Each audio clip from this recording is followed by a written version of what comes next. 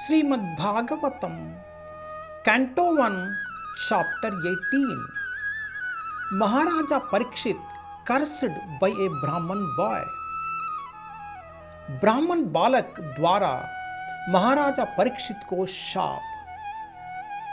పరీక్షణ్ మహారాజునకు బ్రాహ్మణ బాలుని శాపము.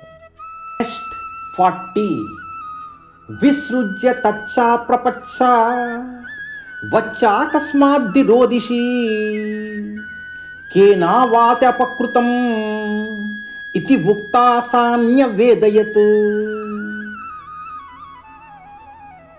He threw the dead snake aside and asked his son why he was crying, whether anyone had done him harm.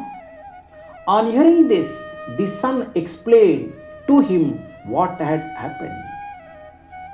उन्होंने मरा हुआ सर्प एक और फेंक दिया और अपने पुत्र से पूछा कि वहाँ क्यों रो रहा है, क्या किसी ने उसे चोट पहुंचाई है.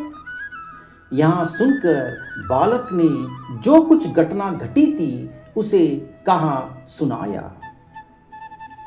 అంతటా అతడు మృత సర్పమును దూరముగా పారివేచి ఎందులకై దుఃఖించుచున్నావనియు ఎవరైనా అతనికి అపకారము చేసితిరా అనియు కుమారుని ప్రశ్నించెను. అది వినినంతనే ఆ బాలుడు తండ్రికి జరిగినదంతయు వివరించెను. ప్రభుపాద్ కీ జై. హరే కృష్ణ.